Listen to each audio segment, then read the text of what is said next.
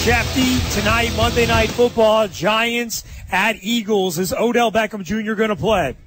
Yeah, he's expected to be out there. He'll test the hamstring in pregame warm-ups, but the full expectation is that he will be out there, as will Rueben Randle. I don't think that either player right now is 100%, but the Giants are just looking for them to produce like good, capable wide receivers, and obviously they're a different offense when Odell Beckham Jr. is out there. He's expected to be out there, and that's good news for the Giants tonight. Schefter, what's going on with Victor Cruz? Like a week or two ago, we talked about him potentially playing, and then there was a setback, and now we're not talking about him at all.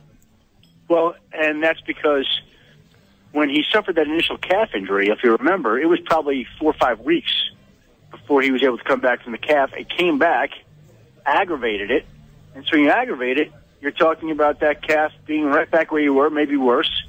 Not to mention the fact that he still hadn't really come back from the knee, which he injured a year ago in Philadelphia.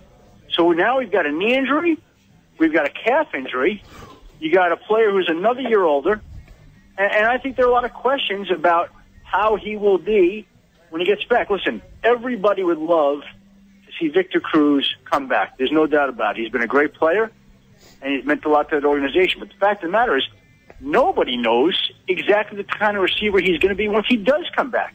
And I think people's expectations have to be tempered some because we don't know what kind of toll that knee injury is going to take on him. The calf is one thing, but that's a significant knee injury that he endured, that he's rehabbed from, and you just don't know how somebody like that is going to bounce back. Everybody's not Adrian Peterson. Everybody doesn't come back and run for 2,000 yards after they tear up their knee.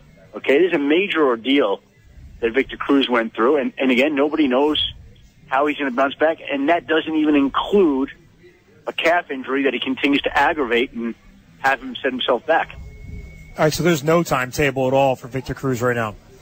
I don't think so, not anytime soon. Okay. ESPN's Adam Schefter with Armen and Levack. Thanks to deathwishcoffee.com/vote. Schefter, any significant Eagles injuries tonight? What are they?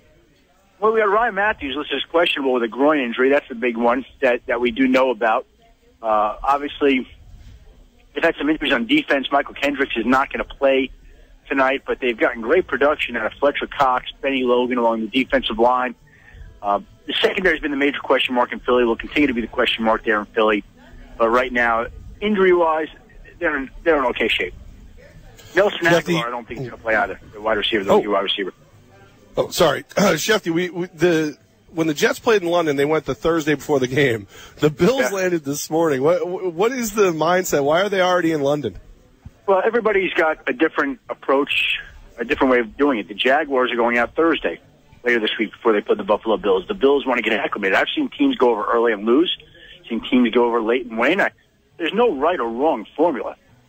It's just how you want to approach things. And I think sometimes organizations think that it's good for them to be together in a foreign country. It's a bonding type of experience for these guys, and they're happy to get them over there. But again, the Bills are now there, and the Jaguars are not going until Thursday. And the Bills have some ideas of how bad their injuries are going to be already. No Percy Harvin and no Sammy Watkins next Sunday for the Bills? No Percy Harvin, no Sammy Watkins not expected, no Kyle Williams. Tyrod Taylor is a major question mark as to whether he'll go next week. I think that they have some optimism, but you don't know until he goes through the week of practice. He's nursing that MCL. They've got a lot of injuries, and I think their bye week, if I'm not mistaken, is the week after London.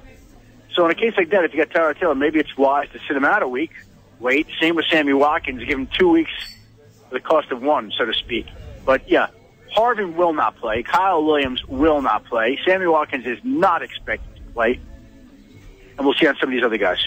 Wow. Adam, when you look at the fake punt in last night's game, the Colts tried to pull off.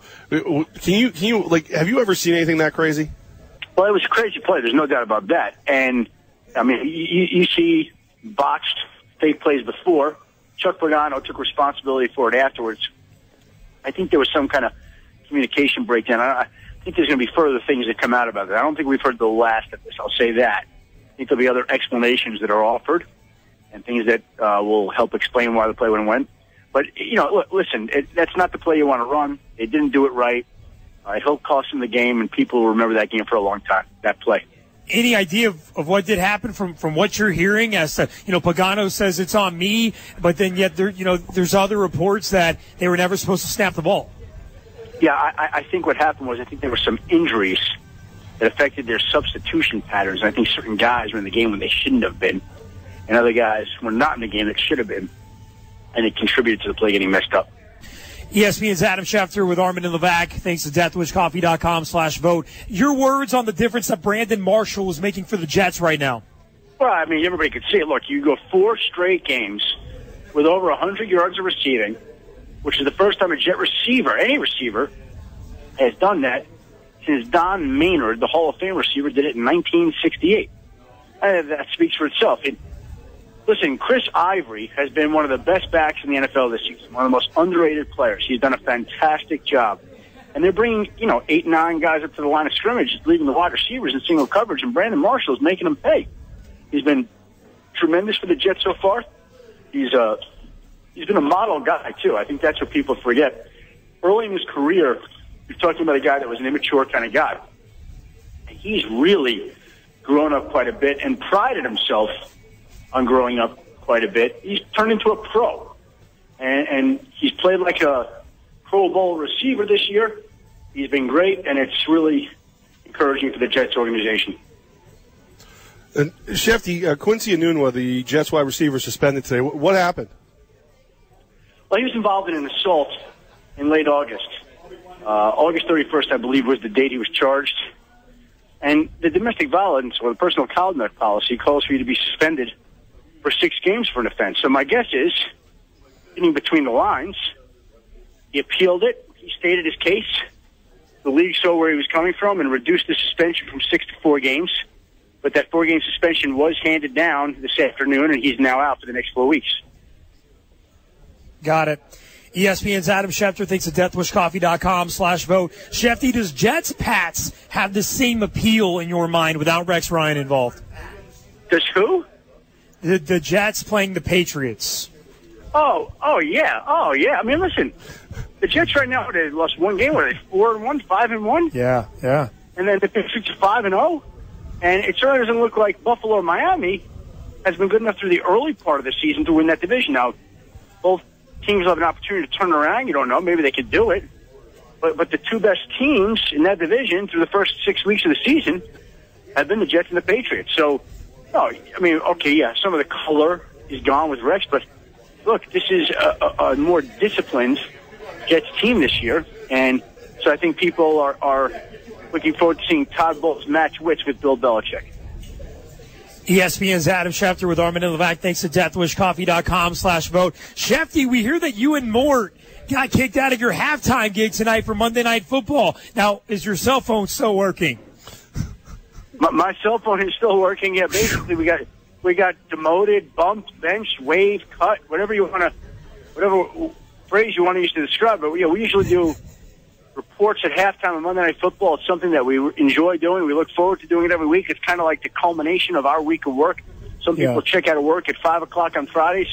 We're done Monday night at 10:15 after halftime of Monday Night Football before beginning to catch our breath to get ready for the next week that's ahead. And tonight they're going to play a special debut of the upcoming Star Wars movie. That's going to be on at halftime of Monday Night Football tonight, so no Mort and no me, and that's the way it goes. Now, Levack, be honest. I know Shefty's on the phone. Are you more excited about the Star Wars halftime now? I mean, I do love Star Wars. I'm a total nerd, but I love the banter of Mort and Shefty. So, Shefty, do you actually get to go home and eat dinner with your family on a Monday night during football season? Well, I won't be able to leave ESPN tonight till about 7:30. It's about a 2-hour trip home, and I'm hoping to get home before the kids go to sleep. So, yes, that would be nice thing to do for one Monday this season. Well, good luck, man. You deserve it. Safe travels tonight. Thanks for your time today. We'll talk to you soon. Armen and Levack, have a great week. Thanks so much, guys. Thanks, Adam. You too, Adam. Adam Schefter, thanks at deathwishcoffee.com/vote.